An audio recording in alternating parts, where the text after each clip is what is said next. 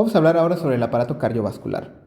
Este es uno de mis favoritos porque vamos a ver que pequeñas modificaciones que hagamos en la sangre, ya sea cambiando niveles de iones como el sodio y el potasio, podemos tener daños en muchos órganos.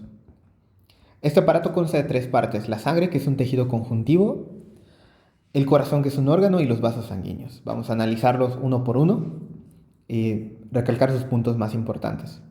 La sangre es nuestro primer protagonista y este tejido conjuntivo está formado mayormente por agua. Entonces, para que todo lo que vayamos a explicar tenga sentido, necesitamos entender cómo está distribuido el agua en todo nuestro cuerpo. Uno de los datos que nos dicen desde que estamos chicos, ya sea por nuestros papás o en la escuela, es que el cuerpo y el planeta Tierra son 70% agua. Esto es cierto hasta algún punto, pero hay que considerar otros factores, como por ejemplo la edad, y también obesidad, también regiones. Entonces, esto hace que exista un promedio, sí, pero hay factores que modifican el porcentaje de agua corporal. Pero si nosotros nos basamos en que sí, efectivamente hay un 60% de agua en el cuerpo, ¿cómo está distribuido el agua en todo el cuerpo? En primera instancia podríamos decir, no, pues está en el abdomen, ahí es en donde está regada toda el agua. Esto es incorrecto. Lo correcto es lo que viene a continuación, que ya podemos nosotros entender porque entendemos lo que pasa a nivel celular. El agua está distribuida en dos partes: el líquido extracelular, que es el que va a rodear, el agua que va a rodear a la célula, y el líquido intracelular, que es el que va a estar dentro de la célula. Esa es la distribución del agua. Ahora, hay otros compartimentos en el líquido extracelular. El líquido extracelular se divide en el líquido plasmático, es decir, parte del agua del líquido extracelular va a estar en la sangre, y parte del agua va a estar alrededor de las células. No todo entonces es 100% rodeando las células, sino que hay una parte que va a estar en los vasos sanguíneos que va a estar en forma de sangre. Y algo aún más interesante que nos va a llevar a un nivel de entendimiento más allá es cómo se conectan estos compartimentos para pues intercambiar sustancias, para conectar todo el agua corporal. Y es de la siguiente manera: llegan los vasos sanguíneos más permeables, es decir, los que son más, tienen más aberturas para el paso del agua. Estos se conocen como capilares y permiten el paso de sustancias a los tejidos. Esos capilares llegan y se topan directamente con las células, que ya dijimos que entre las células hay un espacio que se conoce como espacio extracelular, en donde está parte del agua. Entonces, la sangre, para intercambiar sus sustancias, para depositar sus sustancias, no lo hace directamente sobre la célula, sino que deposita sus sustancias en el líquido intersticial, es decir, en el espacio extracelular, y esas sustancias finalmente entran a la célula. Esa es la forma en la que conectamos el líquido plasmático, que viene de la sangre, el líquido intersticial, que es el que pasa al líquido de la sangre al espacio extracelular, y el líquido intracelular, que es el que está dentro de las células, que también va a recibir sustancias que vienen del líquido intersticial. Esa es la conexión de esos compartimentos. Ahora, esto nos permite entender más a fondo las funciones de la sangre, que son tres. Número uno, el transporte. Transporte de, por ejemplo, dióxido de carbono y oxígeno. Nosotros podemos entender a nivel bioquímico para qué sirven esas dos cosas. Y tenemos que aprender a asociar el conocimiento. El oxígeno es importante para que se ejecute en cada célula la respiración celular. Entonces, de los capilares el oxígeno pasa al líquido intersticial y pasa a las células, para que las células entonces en el citoplasma hagan la primera parte, que es la glucólisis, y después el oxígeno permita el ingreso de los piruvatos, productos de la glucólisis, a la mitocondria, y entonces ocurra el ciclo de Krebs y luego la cadena respiratoria.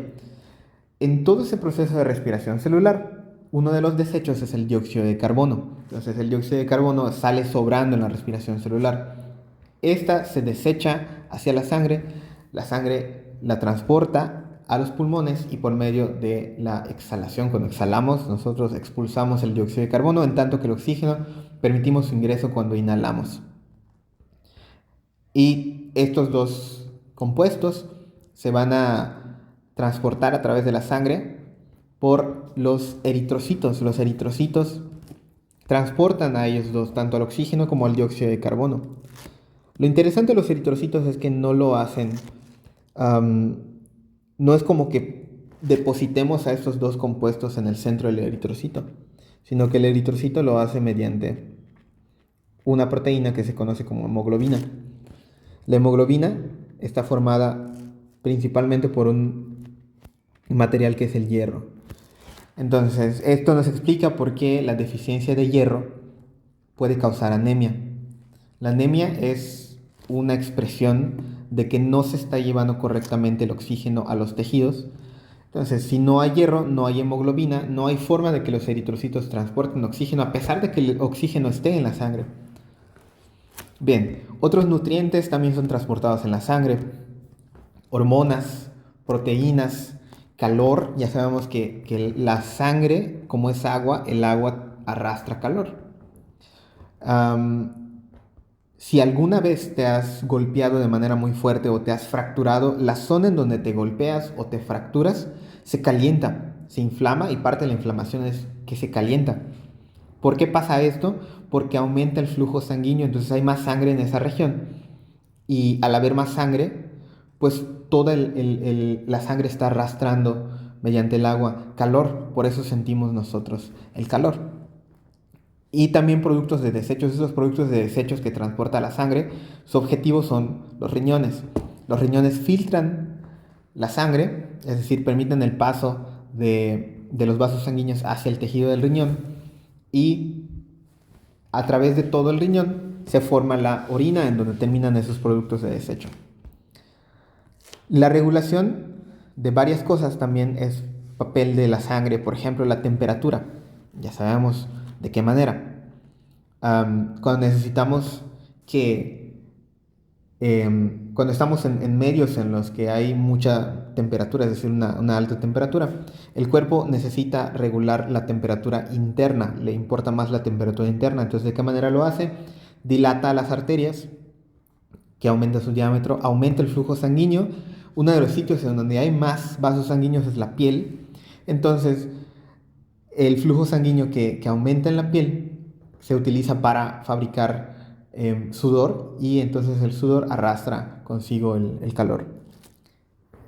El pH es otro concepto que aquí resalté porque solemos ignorarlo y pues en prepa como que no terminamos de entenderlo, así que vamos a abundar un poquito sobre el pH.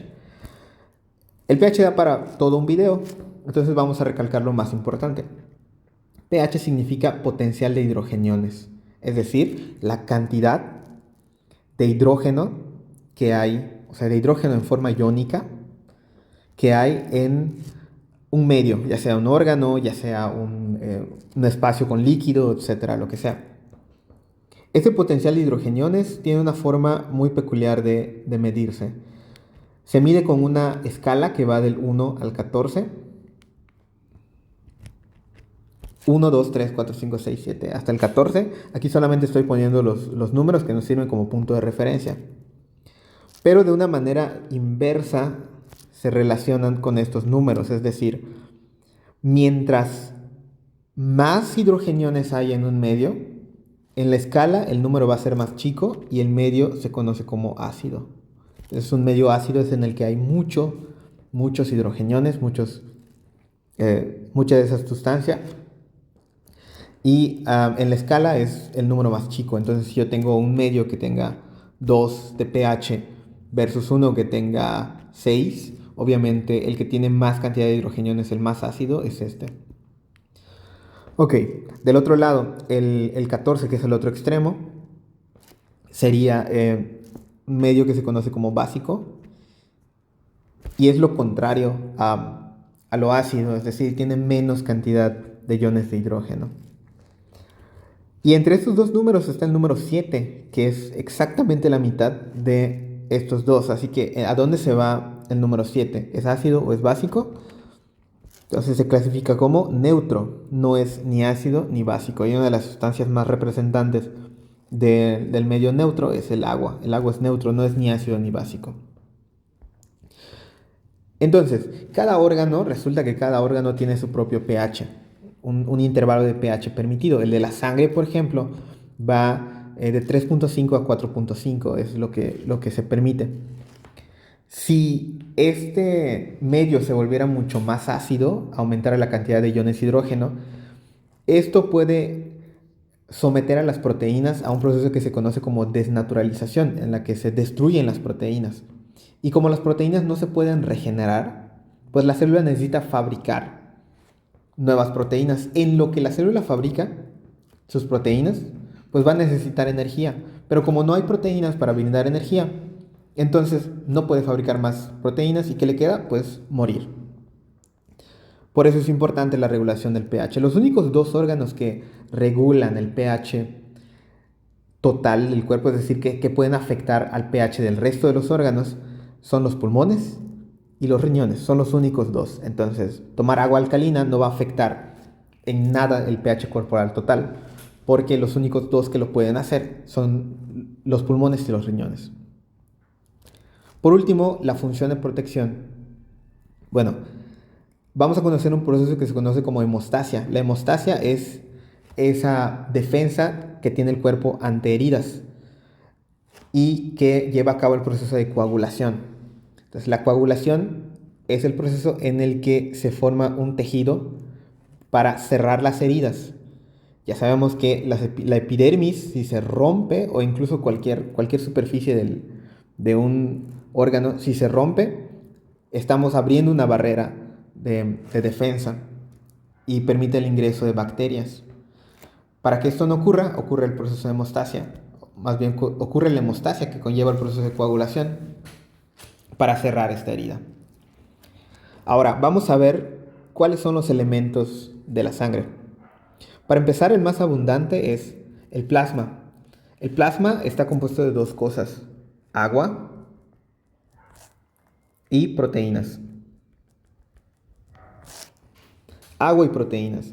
De hecho, si nosotros llegáramos a quitar las proteínas del plasma, obtenemos algo que se conoce como suero. El resto de los elementos de la sangre son las células, que se conocen como elementos sanguíneos, y son los que se encuentran en menor cantidad. Aquí nos están mostrando la sangre como en los laboratorios, en un tubo de ensayo. ¿Por qué? Porque en los laboratorios para las muestras sanguíneas se hace el proceso de centrifugación en vasos, en tubos de ensayo. Se pone sangre en tubos de ensayo, se centrifuga la sangre y entonces por la parte de arriba queda lo que es menos denso y por la parte de abajo queda lo que es más denso. Entonces vamos a ver estas dos distribuciones en los tubos de ensayo, en un adulto sano. Vamos a ver el plasma por la parte de arriba, porque es lo que menos pesa, y en la parte de abajo sedimentan las células. Ok. Dentro de las células que se encuentran en la sangre, la mayor parte van a ser eritrocitos. ¿Cuáles son las funciones importantes de los eritrocitos? Los eritrocitos van a transportar el oxígeno y el dióxido de carbono en su respectivo sentido. Lo hacen mediante una proteína que se conoce como hemoglobina y que su componente más importante es el hierro. Si no hay hierro, no hay hemoglobina, no hay transporte de oxígeno por más eritrocitos que existan. Por otro lado, tenemos a los trombocitos o plaquetas y a los leucocitos. Entonces, vamos a hacer el resumen acá. Eritrocitos, leucocitos. Los leucocitos son los glóbulos blancos y los trombocitos, que son las plaquetas. Los trombocitos en realidad no son células vivas, sino que son pedacitos de células. Nacen en la médula ósea, ahí es en donde se forman, y cuando pasan a la sangre sufren como una especie de proceso de destrucción. Y así que lo que estamos viendo como aparentes células en realidad son pedazos de células.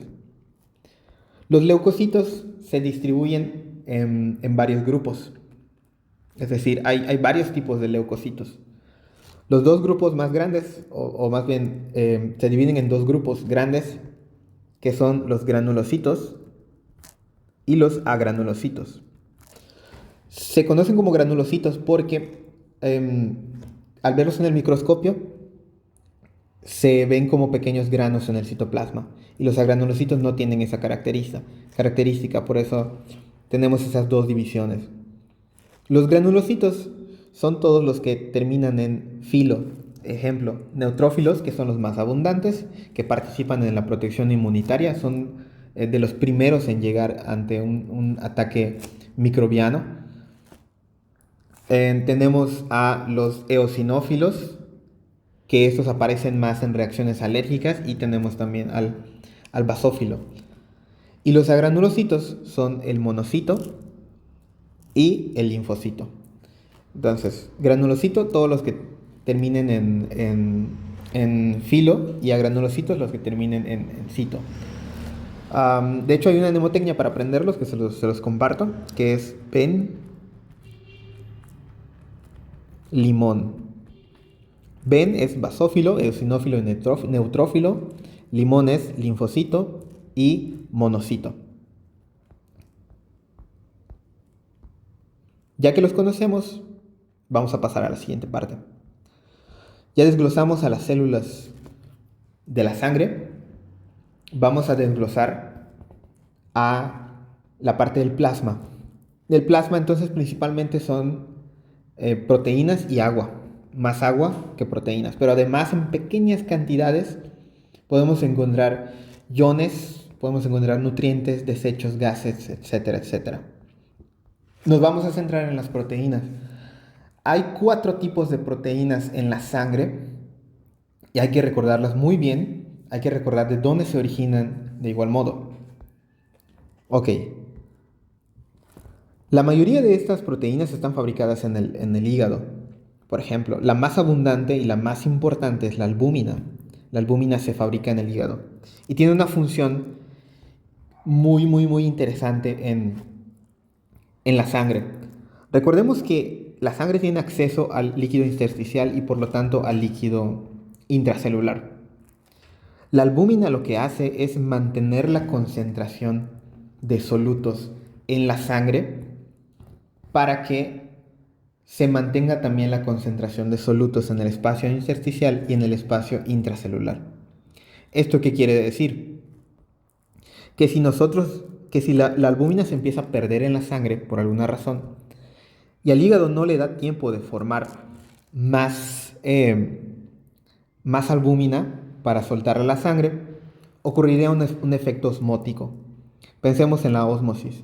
¿Qué pasa cuando hay más agua en un medio y menos agua en otro? O dicho de otra forma, menos soluto en un medio y menos soluto en otro medio. Lo que ocurre es que el agua va a tender a irse en donde hay en donde hay menor cantidad de agua, ¿no? Que en este caso, si estamos quitando solutos a la sangre, entonces esto aparenta que hay más sangre en los vasos sanguíneos. Hay más sangre en los vasos sanguíneos. Entonces esto hace que hayan mayor cantidad de solutos dentro de la célula y en el espacio intersticial. Finalmente, el efecto final es que el agua que va a tender a ir a donde haya menos agua, donde haya más solutos, se mueve al espacio intersticial y por ende se mueve hacia adentro de las células y las células se hinchan. Ese es el efecto osmótico, por ósmosis. Por eso una de las señales de que una persona está perdiendo albúmina, está perdiendo proteínas en sangre, en orina, perdón, es que, o más bien que, otra opción es que el hígado no esté fabricando las proteínas, no está fabricando albúminas. Una de las señales es que las personas se hinchan, se edematizan. A la edematización general, a la generalización del hinchado, por así decirlo, lo conocemos como anasarca.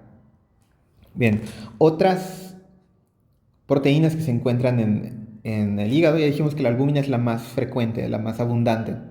Las globulinas también se fabrican, una parte se fabrican en el hígado, pero otra parte se fabrican en la médula ósea, porque parte de las globulinas son anticuerpos. ¿Qué son los anticuerpos? Son sustancias destinadas a atacar patógenos específicos, es decir, microorganismos específicos. Hay anticuerpos para un virus en específico y solo va a atacar a ese virus en particular. Tenemos el fibrinógeno que va a participar junto con las plaquetas en el proceso de la formación del coágulo, o más bien a todo el proceso que se conoce como hemostasia, que ya sabemos que nos protege contra las heridas, y hay otras que están en menor cantidad. Entonces, albúmina, globulinas, fibrinógenos son las proteínas que pertenecen al plasma y que se fabrican en el hígado. Las globulinas, una parte, no se fabrica en el hígado, se fabrica en la médula ósea y se usa para formar anticuerpos. Algunas cosas más importantes sobre la albúmina. Mantiene la presión oncótica o coloidosmótica. Esto es lo que acabo de explicar. Su cantidad en la sangre es importante. De hecho, casi nunca varía. Se mantiene porque si se llegara a perder ocurriría un efecto osmótico en las células y entonces las células se hincharían. O por el contrario, si aumenta la cantidad de albúmina, entonces las células se van a deshidratar, van a perder agua. Otras funciones que tiene la albúmina es el transporte. Transporta hormonas liposolubles, es decir, literalmente la albúmina, la voy a representar como una persona, sujeta a las sustancias. Y aquí le voy a dibujar a esta persona una latita de refresco. Sujeta a las sustancias como las hormonas liposolubles, como ácidos grasos libres, como bilirrubina, como muchos fármacos y drogas, y los lleva a través de la sangre.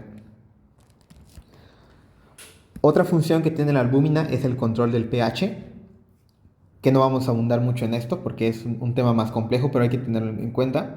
Y el transporte de vitaminas, que es algo que ha sido preguntado en el examen. ¿Quién es el principal transportador de vitaminas en la sangre? Es una pregunta incompleta, pero podríamos responder que es la albúmina. Tenemos que responder que es la albúmina. La albúmina transporta vitaminas liposolubles, la A, la D, la E y la K.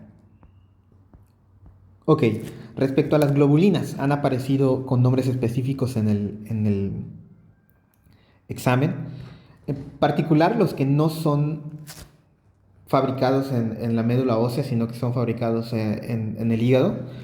Tenemos, por ejemplo, a la transferrina, que fue la más preguntada. La transferrina es una hormona, perdón, es una proteína que transporta hierro a través de la sangre. Y permite el transporte del intestino a la sangre hacia los tejidos, hablando específicamente del hierro. Otra importante es la hemopexina, que forma parte de la hemoglobina. Tenemos otras como la proteína C reactiva, que participa en la inflamación, también es fabricada en el hígado. Tenemos otra como la aptoglobina, que es la encargada de unir la membrana plasmática del eritrocito con la hemoglobina. Esas son las más importantes. Y las proteínas del complemento también son importantes para nosotros a nivel de premedicina. Porque las proteínas del complemento, ¿dónde aparecen? Aparecen en el sistema inmunitario, que ahorita, si no has estudiado el tema, no te va a sonar, pero conforme vayas estudiando el tema, te va a sonar. Las proteínas del complemento son participantes del sistema inmunitario innato. Ahí es en donde tienen su papel.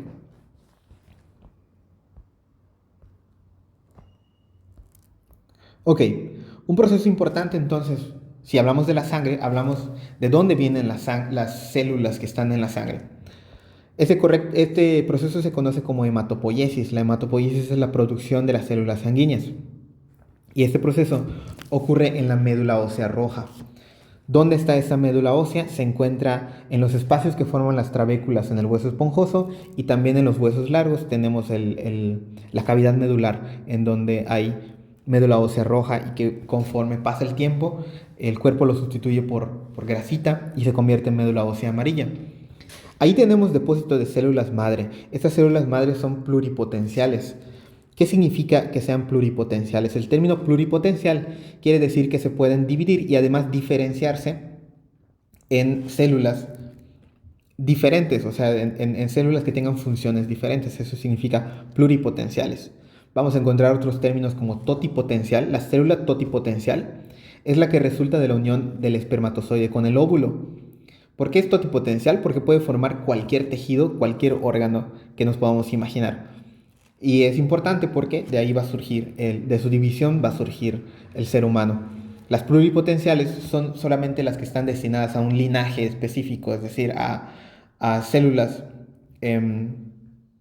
diferentes, pero que al final de cuentas vengan de una sola célula madre. Ok, entonces, esta célula madre nos origina al final de cuentas a todas las células básicamente de la sangre, por ejemplo, al glóbulo rojo, a las plaquetas. Cosa importante, dato importante de las plaquetas. Al inicio, en la médula ósea, existe una célula que se llama megacariocito, que es la que sus pedacitos se transforman en las plaquetas y las plaquetas tienen una participación importante en la hemostasia.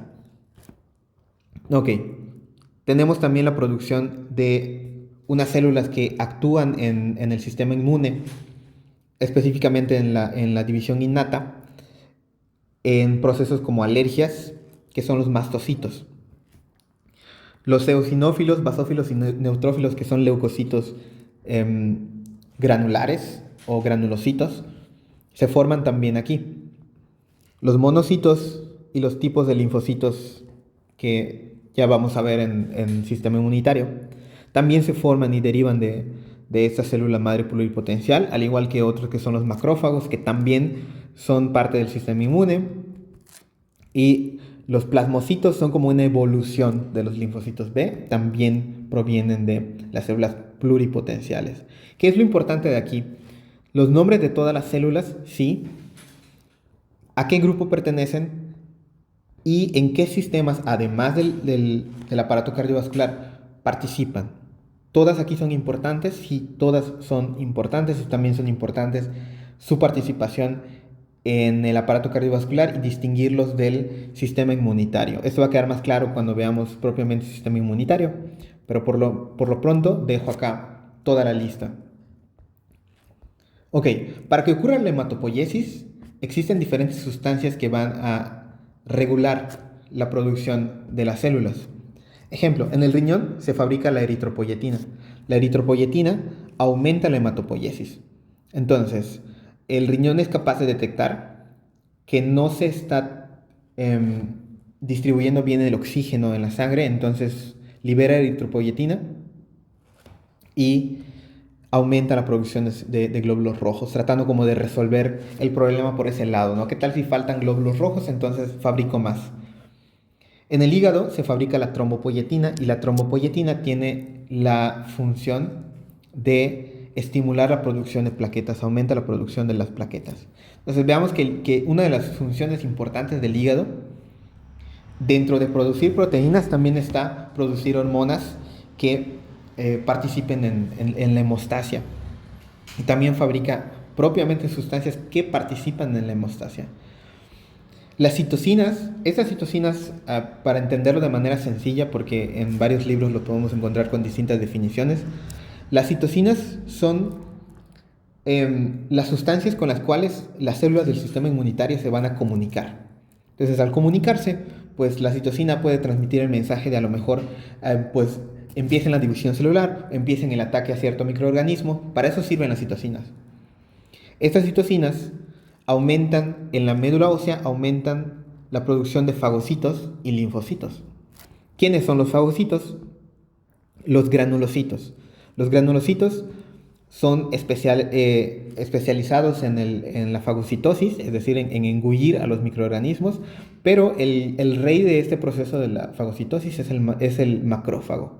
De ahí su nombre, macrófago, gran alimentador o especializado en este trabajo en específico. Ok, hablando y recordando a los leucocitos. Leucocitos es sinónimo de glóbulos blancos y tenemos dos grupos. los agranulocitos y los granulocitos. Entonces aquí tenemos a los neutrófilos. Los neutrófilos particularmente van a aparecer en infecciones bacterianas y tienen esta propiedad de estar circulando en la sangre, pero cuando se necesitan en algún lugar donde haya una herida, donde haya una infección bacteriana, lo que sea, migran hacia ese tejido, se pasan hacia ese tejido. De hecho, lo hacen de una manera tan chistosa que es pasar al tejido y terminar desacelerando en ese tejido como si fueran una pelota de golf, más o menos, cuando empieza a pasar por el pastizal. Los linfocitos van a aparecer más en infecciones virales y también son los responsables de ciertos tipos de leucemias. Los monocitos también van a aparecer en infecciones virales, en infecciones fúngicas, es decir, de hongos, son característicos en la tuberculosis, etc. Y importante para premedicina es que están especializados en la fagocitosis. Los eosinófilos tienen participación en reacciones alérgicas y los basófilos también, pero su característica principal es su abundancia en procesos como el hipotiroidismo. Ok, hablemos un poquito acerca de la hemostasia y su importancia en el cuerpo. La hemostasia tiene el objetivo de detener un sangrado. Entonces, su contraparte sería la hemorragia. La hemorragia es algo que causa un sangrado y la hemostasia es algo que detiene el sangrado. Y se da en tres partes. Número 1, vasoespasmo. El sitio en el que tengamos una herida abierta, su primer paso es contraer a sus vasos sanguíneos. ¿Para qué? Para evitar que se siga perdiendo más sangre. Entonces se contrae intentando como cerrar el vaso sanguíneo. Obviamente en algunos sitios donde hay vasos sanguíneos que no se contraen mucho, pues no va a ser muy útil esta medida. Segundo, se forma un tapón plaquetario en el sitio en donde ocurrió la herida. Empiezan a acumularse plaquetas o trombocitos. Se empiezan a acumular y forman un tapón para cerrar precisamente la herida. Número 3, la coagulación de la sangre. Se forma el coágulo. ¿De qué manera? Agregando plaquetas en el tapón plaquetario, se agregan más plaquetas, se agregan eritrocitos, se agregan sustancias como la fibrina y se fabrica una especie de red, una especie de tejido especial, que es lo que nosotros superficialmente vemos como la costra. Entonces, el coágulo es fibrina más elementos corpóreos, es decir, células. Otras sustancias importantes en la hemostasia son los factores de coagulación que van a permitir que ocurra el proceso de coagulación y también la vitamina K, que puede ser una pregunta directa en el examen de premedicina. El proceso final de la hemostasia, el paso final, es la fibrinólisis, que es la disolución del coágulo. Cuando ya el tejido dañado se haya recuperado o sus células se hayan regenerado para cubrir por sí mismas la herida, entonces se disuelve el coágulo. Ok, eso es un tema bastante interesante y es el de grupos sanguíneos y tipos de sangre. Para empezar tenemos que definir qué es un antígeno. Un antígeno es todo lo que logre reconocerse como extraño en el cuerpo. Ejemplo, una bacteria es un antígeno, un fármaco es un antígeno porque el cuerpo reconoce que no es parte de él. Entonces desencadena una respuesta inmunitaria. De tal manera que nuestros eritrocitos están marcados, tienen proteínas que le dicen al cuerpo, este eritrocito te pertenece, por lo tanto, tienes que fabricar anticuerpos. Los anticuerpos son los que van a tener el objetivo de destruir al antígeno. Entonces, si ves esta banderita, este eritrocito te pertenece. Si no ves banderita o si ves otro tipo de banderita, fabrica anticuerpos contra esos antígenos. Así que los antígenos se representan mediante letras. Entonces tenemos la A, la B y la O. A los eritrocitos de nuestros cuerpos también pueden presentar los eritrocitos en nuestro cuerpo también pueden presentar antígenos. Entonces, si yo tengo el antígeno A, por ejemplo, si mis eritrocitos, su banderita, tiene la letra A, el cuerpo lo reconoce como propio y mi grupo sanguíneo es del grupo A, es decir, todos mis eritrocitos tienen esa bandera con el grupo A. Entonces, mi cuerpo va a fabricar anticuerpos contra el antígeno B, es decir, eh, si reconoce que las banderitas no pertenecen al cuerpo, entonces las va a atacar. Ok, entonces yo solamente puedo recibir a mi mismo grupo sanguíneo, es decir, yo solamente puedo donar a alguien que sea A, o solamente me puede donar a alguien que sea A.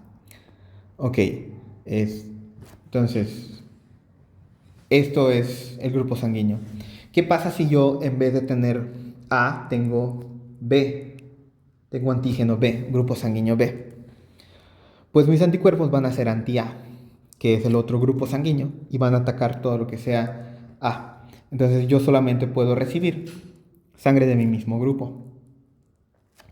Porque si yo recibo sangre tipo B, pues mi cuerpo va a decir, ah, mira, pues todos ellos tienen banderitas con la B, no los vamos a atacar.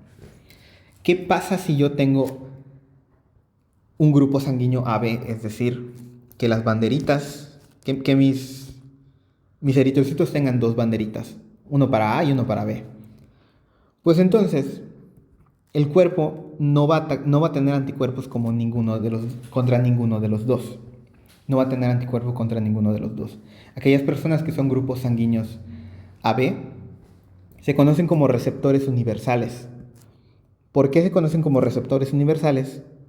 Porque su cuerpo, al no fabricar anticuerpos contra otro tipo sanguíneo, cualquier tipo sanguíneo que tú le pongas lo va a recibir. ¿Ok? Y por último, ¿qué pasa si tengo el efecto contrario?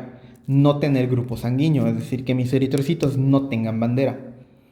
Entonces mi cuerpo va a decir, yo no conozco a las banderas, así que cualquier bandera que yo vea, la voy a atacar. Entonces fabrica anticuerpos contra A y contra B. Ese es el conocido como donador, ese grupo sanguíneo se conoce como donador universal. Y tiene sentido porque, pues, los otros tipos sanguíneos no van a fabricar algún anticuerpo en contra de estos eritrocitos. Entonces aquí lo tenemos de una manera más gráfica. Si mi sangre es tipo A, todos mis eritrocitos tienen el antígeno A. Entonces mi cuerpo fabrica anticuerpos que sean del otro tipo sanguíneo, que es el B. Si por el contrario yo tengo antígeno B en mis eritrocitos, mis anticuerpos van a ser anti-A. Si yo tengo los dos tipos de antígenos, no voy a tener ningún anticuerpo. Y si no tengo antígenos, pues entonces voy a tener los dos tipos de anticuerpos. Ok. Hay un factor más que no estamos considerando, que es otra proteína, otra bandera, por así decirlo, que es el grupo RH. El grupo RH solamente tiene dos opciones, o está y por eso es positivo, o no está y por eso es negativo. Entonces de ahí vienen las distintas diferencias entre positivo y negativo. Lo mismo, si yo soy negativo y recibo, voy a fabricar anticuerpos positivos, entonces si recibo una sangre positiva, la voy a rechazar. Bien, en conclusión, el tipo de sangre AB positivo es un receptor universal, es decir, recibe todos los tipos de sangre. Y el tipo de sangre O negativa es el donador universal. Al no tener anticuerpos, al no tener antígenos, ningún tipo de antígenos, pues nadie lo puede atacar. Bien. Entonces entendimos un poquito acerca de los grupos sanguíneos. Ya analizamos a nuestro primer componente, que es la sangre. Vamos a analizar ahora al corazón. El corazón funciona como una bomba, contiene músculos. Lo vimos en el tema del sistema muscular como un tipo de músculo, que es el músculo cardíaco. Ok, entonces su contracción impulsa sangre hacia ciertas direcciones. La ubicación en cuanto a su anatomía es en el mediastino. ¿Qué es el mediastino? Es un espacio que se encuentra entre los pulmones, básicamente eso es el mediastino. Dos tercios, o sea, si nosotros trazamos la línea medio sagital, es decir, la que divide exactamente a la mitad del cuerpo, vamos a encontrar que el corazón dos tercios se encuentran a la izquierda y un tercio se encuentra a la derecha. No es que se encuentre completamente a la derecha o completamente a la izquierda como se cree normalmente. El corazón está rodeado por una bolsita que se conoce como pericardio. Y esta bolsita pues evita que al contraerse el corazón, el golpe que haga contra los tejidos que están alrededor de él, pues lo dañe. Para eso sirve el pericardio. Ok, si nosotros quisiéramos imaginarnos una forma geométrica del corazón para poder describirlo, que es lo que hacen normalmente los anatomistas, sería esta, como una especie de trapecio. Entonces tiene un borde superior, tiene un borde derecho y un izquierdo y tiene una base. Esta base va a estar sobre el diafragma. De hecho, no solo el borde, sino la cara se conoce como cara diafragmática. Muy bien. El corazón tiene varias capas, tres capas específicamente. El pericardio, que ya dijimos que es la parte que forma parte de la bolsita. El endocardio, que es la superficie interna del corazón. Y el miocardio, que se encuentra entre estos dos. Entonces el pericardio es más externo y el endocardio es más interno, de ahí sus nombres, ¿no? Peri de alrededor y endo de dentro. El miocardio es la parte muscular, la que permite la contracción. Hay otro que se conoce como epicardio. El epicardio en realidad es como una extensión del pericardio, entonces no lo vamos a analizar a fondo. Lo que caracteriza tanto al sistema del corazón, a su sistema de conducción, es que, número uno, es autónomo, es decir, inicia sus impulsos nerviosos él solo. Las puede regular hormonas y demás, pero en realidad este sistema de conducción inicia solo. Ese sistema de conducción no son neuronas, son fibras musculares que se especializan en la conducción de impulsos nerviosos, entonces como si quisieran copiarles a las neuronas. Son fibras automáticas, se despolarizan de manera espontánea, es decir, tienen la capacidad de generar un potencial de acción y de distribuirlo de tal forma que afecte a las fibras musculares de alrededor y que terminen contrayéndose. ¿Cómo está el sistema de conducción distribuido en el corazón? Empieza con un conglomerado de fibras de conducción que se conoce como nodo sinoauricular. Este nodo sinoauricular tiene el apellido o el apodo de el marcapasos del corazón. Sé que alguna vez han escuchado sobre un marcapasos externo que se les colocan las personas cuyo corazón no puede llevar un ritmo regular por sí mismo, entonces necesitan un apoyo extra y se les pone este marcapaso.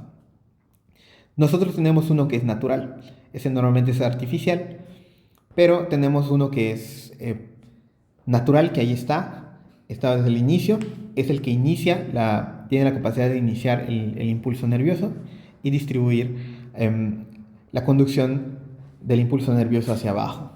Entonces, todas estas fibras van de craneal a caudal.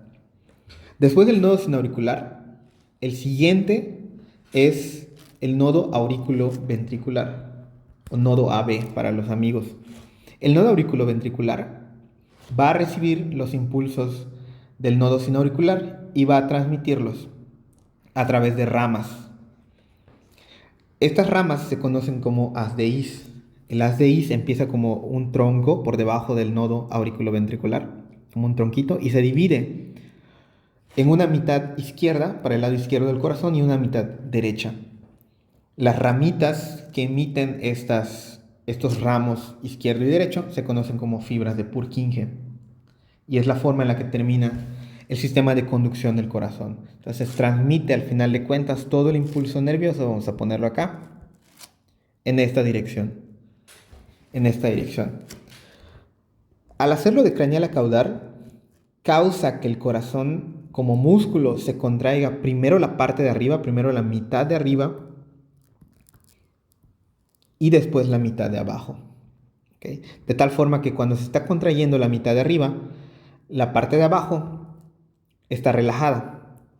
Y cuando se está contrayendo la parte de abajo, la parte de arriba, la mitad de arriba, está en reposo. A partir de ahora vamos a ponerle un sinónimo a contracción y relajación. A la contracción le vamos a conocer como sístole y a la relajación le vamos a llamar diástole. Para que no confundamos los términos conforme vayamos explicando. Ok. Ahora, vamos a explicar las otras estructuras que contiene el corazón. El corazón es hueco. O sea, detrás del endocardio tenemos pericardio por afuera, miocardio y después endocardio. Entonces, dentro del endocardio lo que hay es hueco, hay cavidades. En específico hay 4 cavidades en el corazón. Las de arriba se conocen como atrios o aurículas y las de abajo se conocen como ventrículos y son 4. 2 aurículas hacia arriba y 2 ventrículos hacia abajo. Esa es la distribución de las cavidades en el corazón. Ok, ahora, entonces vamos a completarlo aquí. Vamos a hacer un pequeño esquema. Hay 2 aurículas en dirección craneal y hay 2 ventrículos. Las aurículas que están encima de los ventrículos están separados por válvulas. Las válvulas son estructuras que evitan que la sangre se regrese de abajo hacia arriba. Es decir, una vez que la sangre ya pasó a los ventrículos, no regresa a las aurículas. Esto es importante. Bien, ¿qué más tenemos en el corazón? Tenemos vasos sanguíneos. Vasos sanguíneos, tenemos arterias y tenemos venas. Ahora, el corazón recibe 2 tipos de circulación, es decir, la sangre circula de 2 maneras. En una circulación pulmonar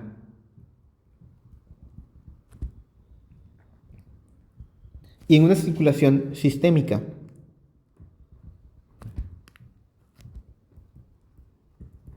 La circulación pulmonar también se le conoce como circulación menor y la sistémica se conoce como circulación mayor. ¿Qué significa esto? La circulación pulmonar tiene el objetivo de mandar sangre del corazón hacia los pulmones y luego de regreso. ¿Por qué? Esta sangre es desoxigenada. No tiene oxígeno. Entonces, el objetivo de mandar la sangre del corazón a los pulmones y de regreso es cargar a la sangre con oxígeno, ¿ok? Y no solo eso, todo el dióxido de carbono que contiene esa sangre que está desoxigenada, porque si no tiene oxígeno, pues tiene dióxido de carbono. Entonces el dióxido de carbono se deposita en los pulmones que nosotros expulsamos por la exhalación. Ahora, la circulación sistémica es la siguiente parte del paso. La circulación sistémica es esa sangre que llegó de los pulmones al corazón, ahora va a pasar, ya rica en oxígeno, va a pasar hacia el resto del cuerpo, hacia todos los tejidos mediante otros vasos sanguíneos. Entonces, las venas van a contener la sangre desoxigenada y rica en dióxido de carbono y las arterias van a tener la sangre ricas en oxígeno pero pobres en dióxido de carbono y se van a distribuir. Entonces, ¿cómo ocurre? ¿Cómo se conectan esas 2 circulaciones? Voy a ejemplificarlo con una técnica, o más bien una mnemotecnia que se conoce como la cajita cardíaca. Dibujamos en este espacio en blanco un cuadrado, una cajita. Ahí está. Y vamos a dividirla en 4 partes. 4 partes.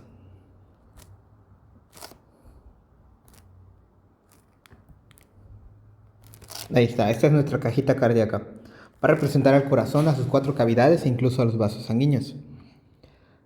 En la parte de arriba dijimos que tenemos aurículas y en la parte de abajo ventrículos. Ahí son más visibles y más entendibles. Aquí estarían Aquí estarían las aurículas. Esta es la aurícula derecha. Esta es la aurícula izquierda. Hacia abajo tenemos ventrículo derecho y tenemos ventrículo izquierdo. Bien. El objetivo de la mitad derecha del corazón es ser el responsable de la circulación menor, que dijimos que carga al corazón con oxígeno, o sea, carga la sangre con oxígeno. La mitad izquierda es distribuir esa sangre hacia el resto del cuerpo. Entonces, aquí vamos a representar a los pulmones y aquí vamos a representar a el cuerpo. Entonces, la circulación menor va de la siguiente manera. La aurícula derecha recibe sangre desoxigenada de todo el cuerpo y la recibe mediante 3 vasos sanguíneos importantes. Hacia arriba va a recibir a la vena cava superior, que contiene la sangre de la cabeza, de las extremidades superiores, etc. La vena cava inferior recibe sangre, es una vena que trae sangre de las extremidades inferiores, del abdomen, etc. Y otro vasito que se encuentra enfrente del corazón que se conoce como seno coronario. Este seno lo que hace es depositar sangre del mismo corazón. El corazón también consume sangre. Entonces, también hace respiración celular, también tiene como desecho el dióxido de carbono, por eso tiene sentido que también se oxigene y se desoxigene. Ok, entonces a continuación, ¿qué es lo que ocurre? Ocurre que la sangre que viene de esos vasos sanguíneos pasa a la aurícula derecha. Con la contracción de la aurícula derecha es llevada hacia el ventrículo derecho, pasando por esta válvula que divide la aurícula derecha con el ventrículo derecho, que se conoce como válvula tricuspidia. De hecho, para representarla, lo voy a representar en amarillo, le voy a poner el número 3. 3 de tricuspidia. Recibe su nombre porque en su estructura tiene como 3 botoncitos, por eso es tricuspidia. Ok, entonces, esa sangre baja y ahora está en el ventrículo derecho. Cuando el ventrículo derecho se contraiga, esta sangre va a salir a una estructura que se conoce como el tronco pulmonar.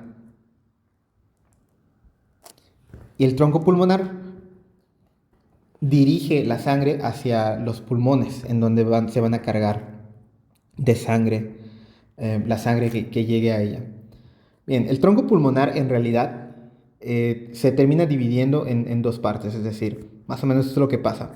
Tenemos el tronco pulmonar y se divide en 2 estructuras, que son las arterias pulmonares. Arterias pulmonares. Arteria pulmonar derecha, arteria pulmonar izquierda, una para cada pulmón. Aquí hay como una pequeña controversia porque dijimos que las arterias llevan sangre oxigenada exclusivamente. Bueno, esta es una excepción. Ocurren 2 excepciones. Una en los pulmones, o sea, una en la mitad derecha del corazón. Más bien, una en el corazón, que son las arterias pulmonares, y también hay venas pulmonares. Esa es una excepción, y otra en la placenta también, que ocurre esta como pequeña excepción. Okay. Por eso una de las formas también de entenderlo es que las venas traen sangre al corazón y las arterias llevan sangre del corazón al cuerpo. Esa definición es un poco más exacta. Bien, entonces una vez cargado con oxígeno, la sangre regresa de los pulmones hacia la mitad izquierda del corazón, específicamente en la aurícula izquierda, y traída por un vaso sanguíneo que es la vena pulmonar, o más bien las venas pulmonares, que son de cada pulmón. Ok, esa sangre ahora es oxigenada, está lista para que el resto del cuerpo la use. Pues bueno, al contraerse la aurícula, pasa la sangre de la aurícula izquierda al ventrículo izquierdo pasando por nuestra otra válvula, y esa válvula se conoce como válvula mitral o bicúspide. Voy a poner número 2 como señalamiento. Esta válvula, recordemos que todas las válvulas tienen el objetivo de evitar que la sangre regrese de donde vino, si vino de la aurícula izquierda, que no regrese a la aurícula izquierda. Cuando ocurren problemas de ese tipo, en donde hay un retroceso de la sangre, es donde aparecen los soplos cardíacos. Los soplos cardíacos son una evidencia de que la sangre está retrocediendo, entonces hay que evaluar a las válvulas para ver si hay algún problema con ellas. Ok. Una vez en el ventrículo izquierdo, esta sangre va a ser enviada al resto del cuerpo mediante la arteria más grande del cuerpo, que es la aorta. Esa es la arteria más grande del cuerpo. La aorta, antes de dividirse y enviar sangre a todos los órganos del cuerpo, le da dos ramitas al mismo corazón para que se oxigene. Y estas ramitas se conocen como coronarias. Ahora, si empieza la circulación mayor. La circulación mayor es el paso de la sangre oxigenada del ventrículo izquierdo, aorta, hasta el resto del cuerpo. Y una vez que el cuerpo, que los tejidos utilicen ese oxígeno, que formen dióxido de carbono, regresan la sangre a las venas cavas. Toda la sangre del cuerpo que ya se utilizó por los tejidos, por los órganos, regresan en forma de vena cava inferior y vena cava superior, entonces el ciclo se cierra. Y de esta manera entonces entendemos cómo es que circula una gota de sangre por todo el cuerpo, así lo rastreamos. Entonces, todos los elementos aquí mencionados son importantes. Dos que se nos escaparon son, por ejemplo, la válvula pulmonar. La válvula pulmonar es la válvula que va a evitar el retroceso del tronco pulmonar de la sangre del tronco pulmonar hacia el ventrículo derecho. Entonces, flanquea, por así decir, la salida de la sangre del ventrículo derecho hacia los pulmones. Y también la aorta tiene su propia válvula aórtica. Entonces, si hay un soplo, tenemos que evaluar 4 válvulas en total. Ok, habiendo entendido ya la sangre, ya al corazón, vamos por último a los vasos sanguíneos. También son importantes, también tienen su apartado, por muchas razones. Entonces, los vasos sanguíneos, hasta ahora lo que sabemos es que hay arterias y que hay venas, pero no son en total todos los vasos sanguíneos que se encuentran en el cuerpo. Anteriormente mencionamos solamente los que estaban en el corazón. Ahora vamos a mencionar qué pasa cuando nosotros rastreamos a un vaso sanguíneo que se va a un órgano en específico. Bueno, ese vaso sanguíneo se originó seguramente en el corazón, en el ventrículo izquierdo, y la sangre salió a la aorta. Entonces, las ramas de la aorta van a ser arterias. Cuando nosotros entramos o introducimos nuestras arterias a los órganos, esas arterias pasan a llamarse arteriolas. Las arteriolas son vasos sanguíneos más pequeños que las arterias, y lo importante es que las arteriolas tienen mucho músculo liso. Las arterias en particular tienen la capacidad de distenderse demasiado. Pueden aumentar su diámetro al límite o pueden disminuir su diámetro al límite. Las arteriolas tienen la particularidad de que pueden incluso cerrarse por completo, y son importantes porque pueden regular el flujo sanguíneo del tejido. Es decir, si se está llegando mucha sangre al órgano en específico, se cierran las arteriolas y ya no le llega sangre al órgano. Las arterias no pueden hacer eso, entonces encontramos arteriolas una vez que ya estamos dentro del órgano. Y los vasos sanguíneos más importantes son los capilares, que son ramas o la continuación de las arteriolas. Las arterias Las arteriolas vienen de las arterias y los capilares vienen de las arteriolas. En los capilares es en donde ocurre el intercambio de sustancias. Allí es en donde ocurre el intercambio de dióxido de carbono por oxígeno y así. Pero también ocurre esta interacción que ya habíamos mencionado antes y que va a ser importante. Los capilares están en contacto con el líquido intersticial y el líquido intersticial con el intracelular. Y así entendemos cómo entonces sustancias como el oxígeno, como el dióxido de carbono, como los nutrientes, llegan e ingresan a un órgano. Si continuamos rastreando los capilares, las ramas de los capilares se van a confluir en vénulas. Las vénulas son venas pequeñas, ¿okay? Y son las que salen o las que recolectan toda la sangre del órgano que el órgano ya utilizó, que tiene dióxido de carbono, y las transportan a las venas. Entonces las venas tienen sangre rica en dióxido de carbono, pero pobre en oxígeno. Y estas venas, al final de cuentas, todas las venas van a terminar en dos grandes venas. Así como hay una aorta, que es de donde salen todas los demás vasos sanguíneos, así también hay venas que se recolectan en dos grandes. En vez de que sea solo uno, como la aorta, son dos. La vena cava superior, que recoge la sangre de la mitad superior del cuerpo, y la vena cava inferior, que recoge la sangre de la mitad inferior del cuerpo. Y estas llegan finalmente al corazón otra vez para oxigenarse en la circulación menor y todo lo que ya vimos. Ok, de tal manera que es importante nuestro vocabulario. Las venas tienen la función de drenan la sangre, y las arterias irrigan. Drenar es quitar la sangre, irrigar es proveer sangre. Entonces, por el sentido que recorren y por la función que tienen los vasos sanguíneos, entendemos por qué las venas drenan y por qué las arterias irrigan.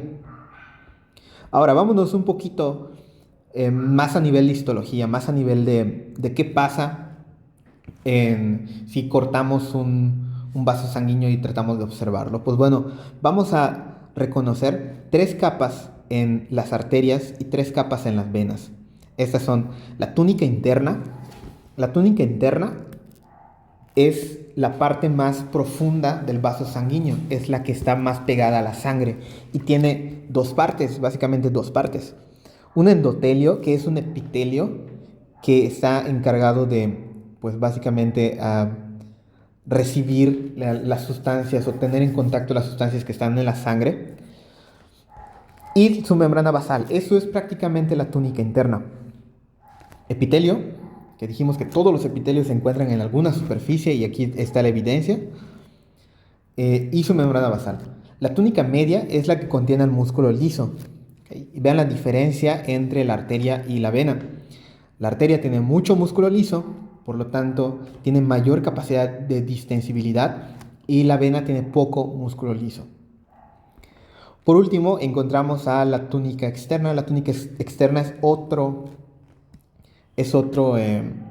epitelio que ahora protege la superficie externa de los vasos sanguíneos. Entre otras funciones que diferencian a esos dos vasos sanguíneos, tenemos que las arterias son más gruesas, mientras que las venas son más delgadas. Las arterias tienen menos luz, es decir, luz es la superficie interior, el tubo que tienen los vasos sanguíneos. Las arterias tienen menos luz, mientras que las venas tienen mayor luz, es decir, tienen un mayor diámetro. Sin tener que distenderse, tienen mayor diámetro. Es por eso que una de las funciones que tienes que recordar de las venas es que son un reservorio de sangre. A las venas les cabe más sangre porque tienen mayor espacio, mayor luz. Entonces funcionan como una reserva de sangre. De hecho, uno de los términos que utilizamos mucho en medicina es el retorno venoso.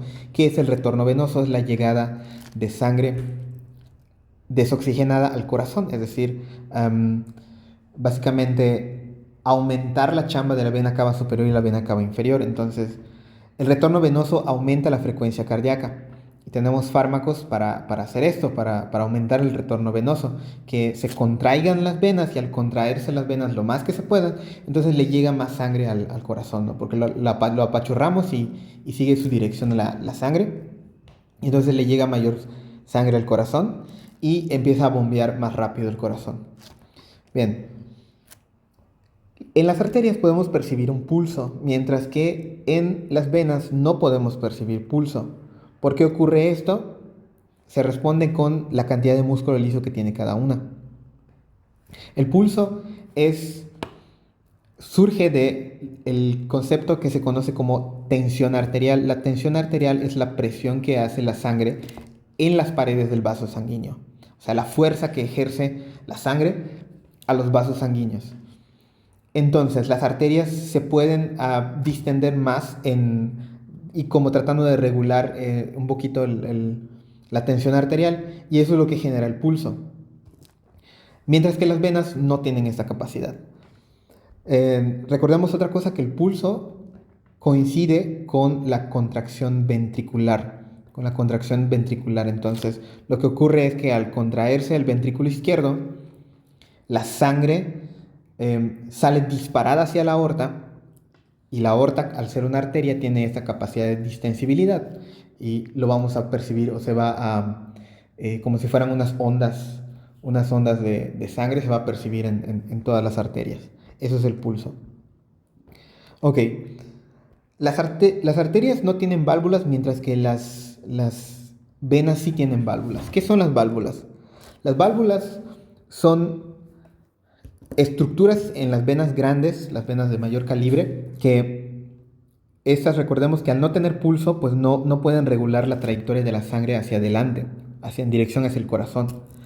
Entonces, las válvulas evitan el retroceso de la sangre, que la sangre se vaya hacia atrás, que se vaya en dirección hacia el tejido. Ellos quieren llegar al corazón. Entonces, para evitar llegar al tejido, están las válvulas.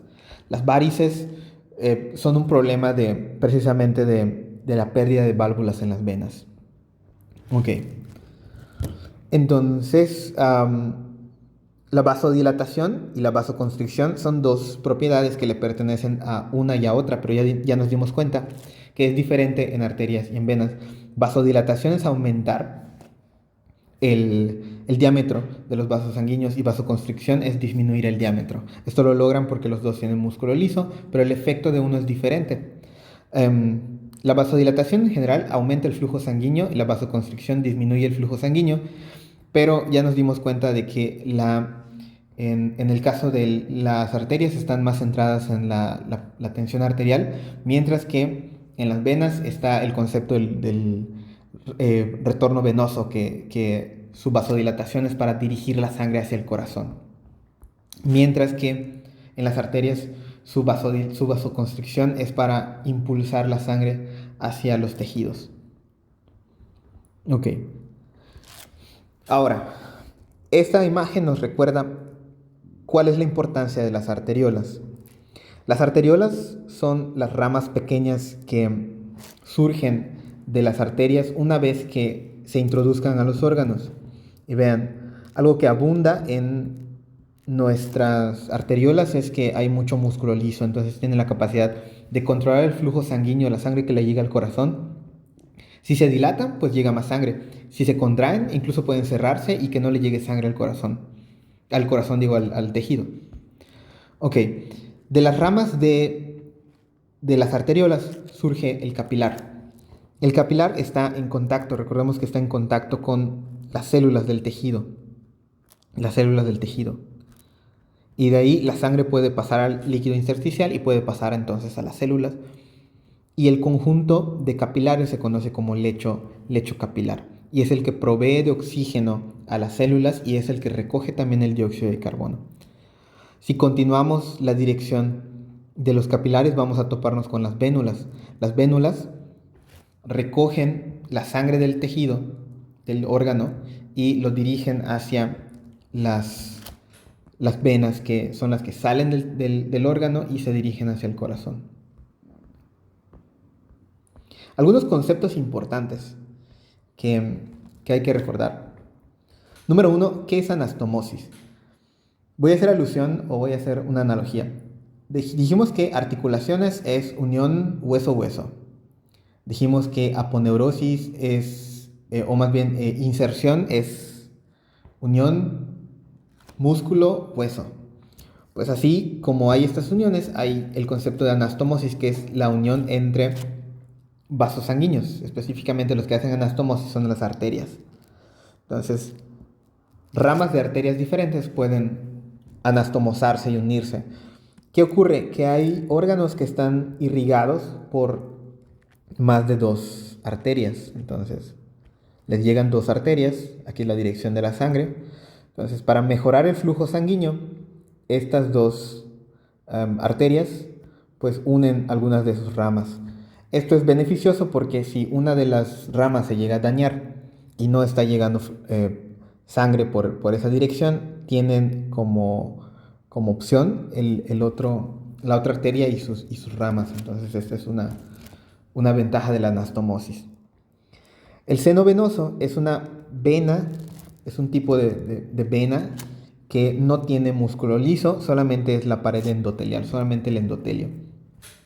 Muy parecido al capilar, pero su función es la de recoger sangre que está en ciertos órganos, no como el capilar que provee dióxido de carbono y oxígeno, no. El seno venoso recoge sangre como cualquier vena. Y entonces al no poder contraerse, los tejidos circundantes son los que eh, causan, eh, causan el flujo sanguíneo en dirección hacia la sangre, hacia el corazón.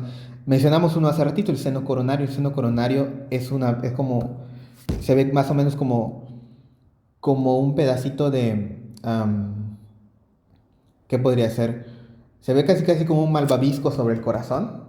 Y cuando el corazón se está contrayendo, cuando ocurre la sístole y cuando ocurre la diástole, pues obviamente afecta en el movimiento al seno venoso y el seno venoso se contrae, pero por el golpeteo del corazón, no porque tenga capacidad de distenderse. La tensión arterial, la definición es presión de la sangre sobre las paredes arteriales. Hay que distinguir tensión arterial, propiamente el concepto que es normal, a la enfermedad que causa una generalización en todas las arterias de la persistencia de la tensión arterial, que es lo que conocemos como presión arterial sistémica. Esa es la enfermedad. Sistémica viene de que ocurre, que afecta a todos los sistemas. Entonces, las arterias de todos los sistemas se mantienen con presión arterial o tensión arterial alta. Otro concepto importante es el pulso, la expansión y retroceso de las arterias después de cada sístole del ventrículo izquierdo. Dijimos que las arterias tienen la capacidad de distenderse y de amoldarse según la tensión arterial. Ok, y de esta manera llegamos al final del aparato cardiovascular. En el siguiente video lo que vamos a hacer es describir un poquito acerca de las principales arterias y las principales venas del cuerpo humano, pero esto no es tan importante en cuanto a la función del aparato cardiovascular. Esto es más por si algún nombre raro yo llego a encontrar en el examen, que no sea porque no lo estudié, sino si me llegan a decir safena, ¿qué es la safena? Pues yo sé que es una vena. Entonces el siguiente video tiene como objetivo eso, que algunas venas, algunas arterias importantes con nombres raros ya no sean raros para nosotros. Pero aquí en este video abarcamos lo más importante para las preguntas que más han venido, el enfoque que más ha venido en el examen de premedicina.